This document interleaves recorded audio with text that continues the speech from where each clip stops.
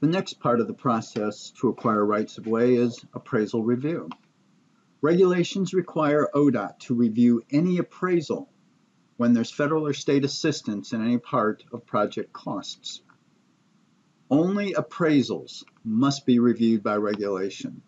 Value estimates utilizing the waiver valuation regulations, which is the value analysis report, are not mandated to a review. The appraisal review process is designed to ensure appraisal standards are met and compensation that will be offered to the owner complies with Ohio statutes and regulations, Ohio case law, ODOT procedures, federal regulations, and that the estimated compensation is fair and reasonable. The review options available to the review appraiser are recommend, also known as approved.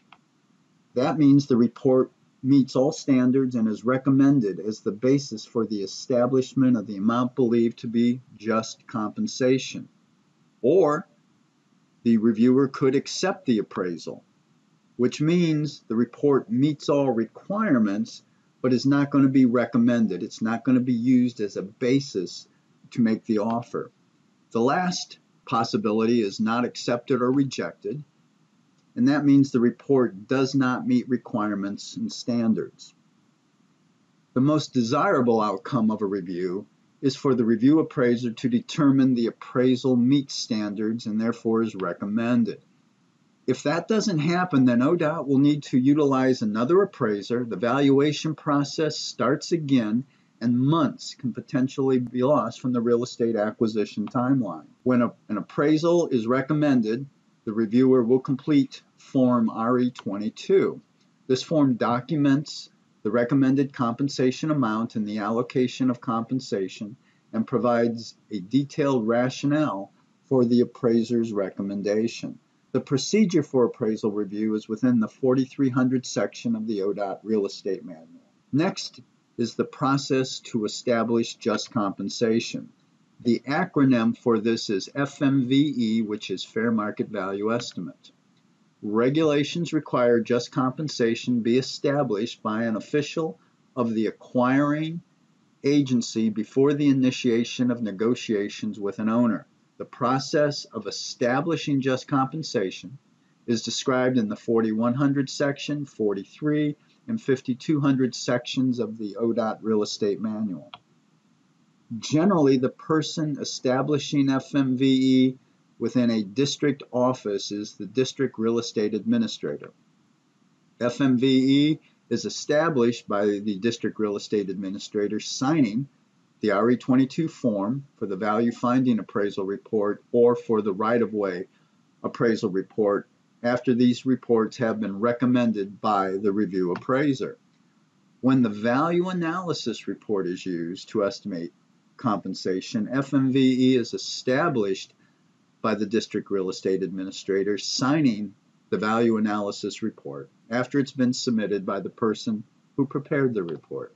With FMVE established, ODOT can now make an offer of compensation to the owner of the property needed for the projects, and negotiations can be initiated.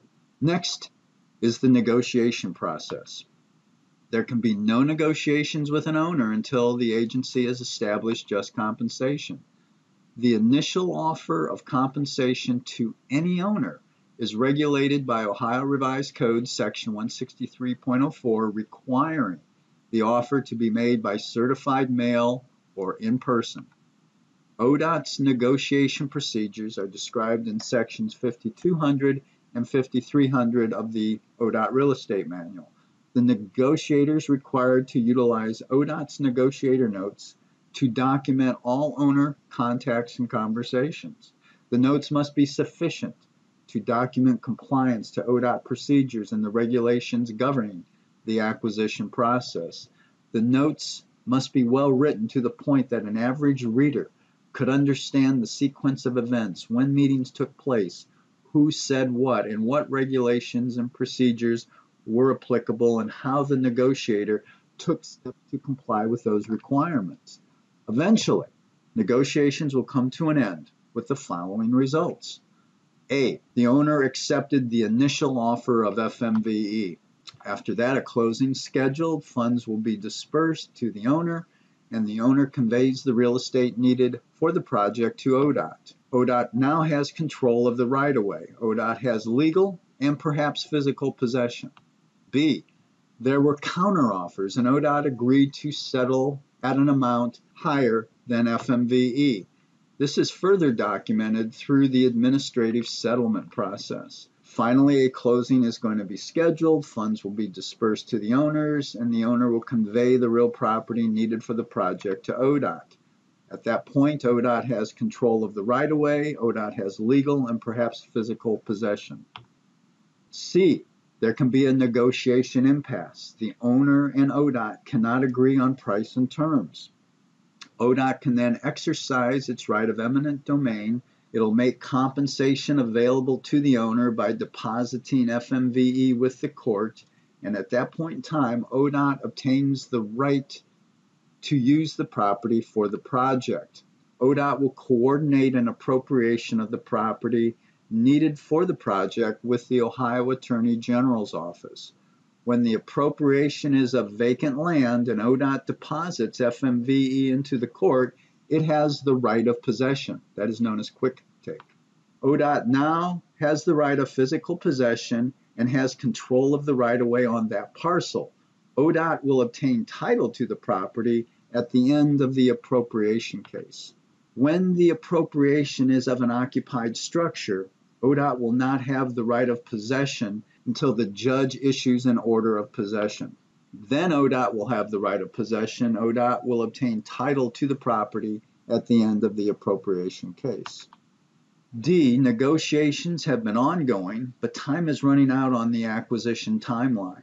The right-of-way must be certified soon, but negotiations on a few parcels need more time. ODOT may need to appropriate these properties to obtain control of the right-of-way by the clear date, but this appropriation can be avoided if ODOT and the owner can agree voluntarily to the use of a right of entry contract. With the right of entry, the owner gives ODOT the right of physical possession, and the owner is paid some amount of money that is mutually agreed to. ODOT has control of the right-of-way. Acquisition is not over on these parcels, however. ODOT must obtain legal ownership, so negotiations are to continue until ODOT and the owner agree to price and terms, followed by a closing with funds being dispersed to the owner and title conveyed to ODOT, or ODOT and the owner will not be able to reach an agreement on price and terms, and ODOT will appropriate the property and obtain legal ownership of the property. The next part of the acquisition process is the relocation. This is relocation of people, personal property, businesses, and farms from the area needed for the highway project. It's mandated by federal and state regulations and is the process of assisting persons and businesses displaced by highway projects and assuring that replacement housing payments, moving reimbursements, and other benefits are offered in compliance to regulation and ODOT procedures. To ensure people are determined as displaced are moved or relocated from the project area in an expedient manner. The relocation process is coordinated with the acquisition process. In most instances, the two processes occur concurrently. Often, the relocation offer and acquisition offer are made at the same time. The procedures for relocation are section 6100 through 6600 of the ODOT Real Estate Manual. Displaced people, businesses, and personal property, which are known as relocation parcels, are to be cleared from the right-of-way by the date the certification of right-of-way letter is issued. Acquisition control of the right-of-way means acquisition of rights-of-way needed for the project are considered complete when ODOT has obtained adequate property rights that will allow ODOT or its agents and contractors to get onto the right-of-way needed for the construction and long-term maintenance of the transportation facility. The part real estate acquisition plays in obtaining control of rights-of-way is 1, reaching an agreement with price and terms, having a closing, dispersing funds to the owner, and the owner conveying the property rights needed for the project to ODOT. This gives ODOT physical possession and title to the property. 2, appropriating the property when agreement can't be reached, with ODOT obtaining the right of physical possession. 3, obtaining a right of entry on a few remaining parcels where more time is needed, giving ODOT the right of physical possession. And 4, moving people, personal property, businesses, and farms determined as displaced from the area needed for the project. And assuring compliance to federal and state laws and regulations and ODOT procedure, and that people are afforded all rights and benefits under these regulations. It's time for a knowledge check.